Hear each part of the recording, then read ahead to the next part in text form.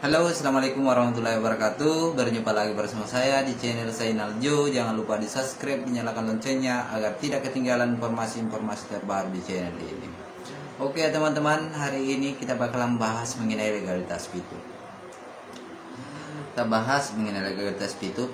Pituk sudah memiliki PSE, tapi pertanyaannya belum on juga. Seperti kalau kita share di Google akan muncul seperti ini. Nomor tanda daftar, berarti nomor tanda daftar PSE Pituk ini sudah ada, berarti PSE-nya sudah ada. Tapi pertanyaannya sampai sekarang PSE sudah ada tapi Pituk belum on juga. Inilah yang kita bahas, jangan di skip videonya agar kalian tidak gagal paham, agar kalian tidak salah paham mengenai video ini. Oke ya, kita lanjut.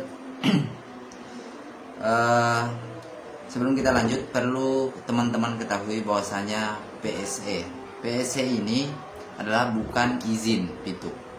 PSE ini bukan tanda bahwasanya Pituk ini sudah resmi, sudah legal, bukan ya. Ingat, PSE bukan izin. Tapi PSE adalah persyaratan untuk mengurus izin-izin berikutnya. Jadi ada beberapa lagi langkah yang harus dilakukan oleh Pituk, yang harus dipenuhi oleh Pituk. Ada beberapa izin lagi yang harus dilengkapi oleh Pituk sehingga bisa launching, bisa normalisasi. Oke ya. Dan Pituk ini harus memenuhi persyaratan seperti yang dikatakan oleh Pak Tonggam L. Tobing. Bagaimana persyaratan itu? Yang pertama itu harus menghilangkan referral, harus menghilangkan peringkat, harus PP dibeli sama perusahaan, dan harus menertibkan komunitasnya. Oke ya. Sebelum kita lanjut lebih jauh membahas mengenai legalitas Pituk, ada di sini yang menarik ini, yang sudah beredar di sosial media, sudah beredar di grup FB, di grup Telegram. Ini kita lihat, saya lihatnya di grup FB ini. Kita baca sama-sama. Ini ya. Ini pergerakan buka transparansi pengurusan Pituk. Jadi ada pergerakan ini dari Pituk. Saya pikir ini orang ini sudah stres yang nulis ini. Member Pituk ini sudah stres yang nulis ini. Agenda, ini agendanya. Tanggal 20 bulan 5 2021 diskusi dan mengumpulkan peserta Pituber yang mau ikut pergerakan turun gunung ke kantor SWI. Jadi dia mau datangi kantor SWI. Kita lanjut ya dulu. Tanggal 22 bulan 5 2021 menentukan dan mendata Pituber akan melaksanakan pergerakan serta menentukan titik kumpul sebelum menuju kantor SWI. Tanggal 24 para Pituber peserta pergerakan tiba dan berkumpul di tempat telah disepakati untuk briefing sebelum pergerakan ke kantor SWI.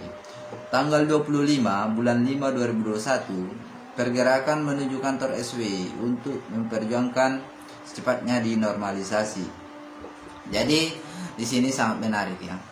Mereka ini nuntut mau datangi kantor SWI, pakai kata-kata pergerakan segala lah. Pergerakan seperti apa? Saya kira ini orang sudah stres, dan inilah orang yang bisa dikatakan dungu, otak tumpul. Mau meminta transparansi mengenai pengurusan Pituk. Kenapa ke SWI? Kamu salah server, kamu minta transparansi langsung ke manajemen Pituk, bagaimana pengurusannya? Kok turunnya malah ke ke SWI? Pituk ini sudah ilegal, sudah multi level tipu menipu, malah kalian mau turun pergerakan kayak begini. Aduh, dungu, kamu betul-betul dungu. Ini yang benar-benar betul dungu, stres, otaknya sudah stres. Oke lah, saya sih tidak terlalu tentang ini. Terserah kalian mau tanggapi seperti apa mengenai percakapan ini, mengenai pengumuman ini. Kalian tulis di kolom komentar. Oke ya, kita lanjut mengenai legalitas PITUP. Seperti yang dikatakan tadi, beberapa persyaratan yaitu referral. Kita bahas dulu mengenai referral. Referral ini mungkin saja ya manajemen PITUP bisa sepakati ini sistem referral, karena referral ini saya rasa tidak terlalu berat untuk manajemen PITUP. Dan yang kedua, kita skip ya, referral sudah selesai. Dan yang kedua ini masalah peringkat. Ini jadi pertanyaan, peringkat ini saya pikir agak-agak sulit ya, agak-agak sulit disepakati oleh PITUP. Karena kenapa? Peringkat ini seperti peringkat-peringkatnya kemarin yang sudah tinggi, bahkan yang sudah diamond, itu kalau dihilangkan peringkatnya, apakah mereka sepakat? Dari kemarin-kemarinnya penghasilannya jutaan rupiah, 500 sampai jutaan rupiah, tiba-tiba peringkatnya diturunkan. Contoh begini, mereka yang baru-baru fast track, misinya belum selesai, terus peringkatnya hilang, berarti pipinya tidak ada deh yang kemarin, karena belum selesai misinya. Nah itu berarti kacau deh kalau peringkatnya sudah dihilangkan, karena misi yang kemarin yang jalan sudah tidak jalan lagi. Berarti pipi yang kemarin yang sudah jalan masih dalam proses, itu gimana dong? Berarti kalau pipinya dihilangkan begitu saja, berarti kacau deh, pasti membernya tidak terima gitu. Nah, jadi intinya PITUP ini harus mengembalikan semua uang member yang sudah jalan misinya maupun yang sudah ada di aplikasi. Karena PP masuk kan selesai mengerjakan misi, jadi otomatis kalau masih jalan misinya, otomatis kan PP-nya belum masuk semua. Jadi salah satunya adalah harus mengembalikan semua PP member. Dan pertanyaannya, oke lah, dia kembalikan semua PP member. Nah, oke, kalau dia peringkatnya sudah dihilangkan, berarti PP harus kembali semua. Baik yang misinya sedang berjalan, belum selesai misinya, harus kembali semua. Kalau itu sudah disepakati, oke, berarti peringkat dihilangkan dan PITUP sudah sepakat dengan itu. Nah, dan yang ketiga yaitu masalah PP dibeli sama perusahaan. Jadi di sini yang paling sulit, yang sangat berat bagi PITUP yaitu masalah PP dibeli sama perusahaan. Jadi kemarin kan member to member, maksudnya dari PP si A, penghasilan si A dibeli sama si B. Nah, jadi orang yang diajak beli PP-nya, atau orang lain lah yang orang lain ajak beli PP-nya si yang banyak PP. Tapi sekarang tidak ada lagi sistem begitu. Jadi PP ini harus dibeli sama perusahaan. Jadi semua PP harus dibeli sama perusahaan. Pertanyaannya, apakah mampu PITUP membeli semua PP yang sudah ada di aplikasi PITUP tersebut, yang sudah ada sampai sekarang ini? Karena kalau kita hitung-hitung, dari 17 juta member diratakan saja 300 PP.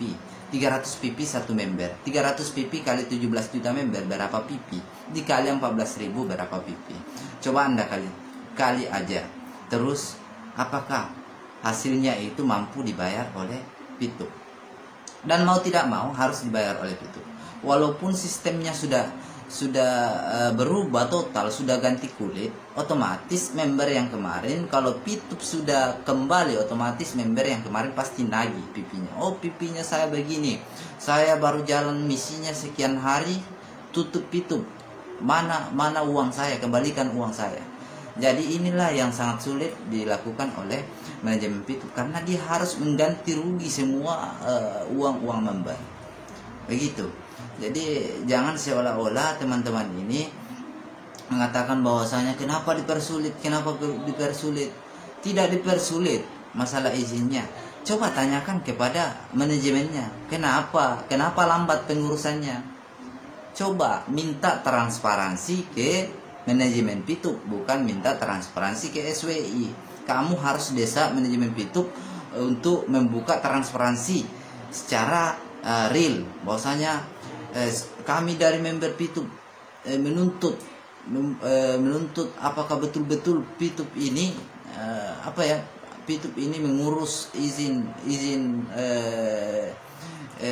legalitasnya ini PITUB sehingga bisa normal ke depannya gitu. Jangan salah server dong. Aduh, kamu ini sudah sudah mau nyerang-nyerang SWI kayak begitu pakai pergerakan segala. Aduh, pergerakannya ke kantor PITUB. Mana kantor PITUB? Katanya kantor PITUB kemarin-kemarin sudah ada. Ayo datangi kantor PITUB, minta transparansi di sana. Apakah benar-benar, apakah betul-betul dia mengurus izinnya? Kalau dia betul-betul mengurus izinnya, alhamdulillah. Kalau tidak, mau apa? Mau apa kalian? Jadi saya sih sangat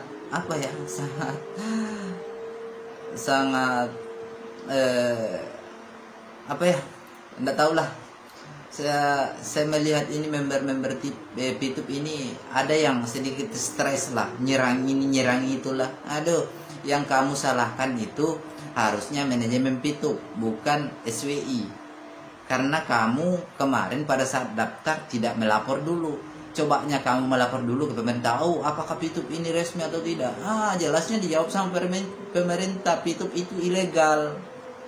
Jangan sekarang kamu diblokir marah salahin pemerintah. Ya salahin PITUB dong, tidak mematuhi aturan pemerintah. Gitu. Aduh, dasar dungu.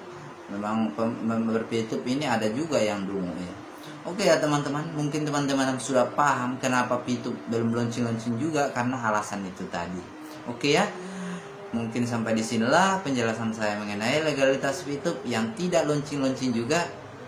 Oke, assalamualaikum warahmatullahi wabarakatuh. Semoga pipinya bisa cepat cair.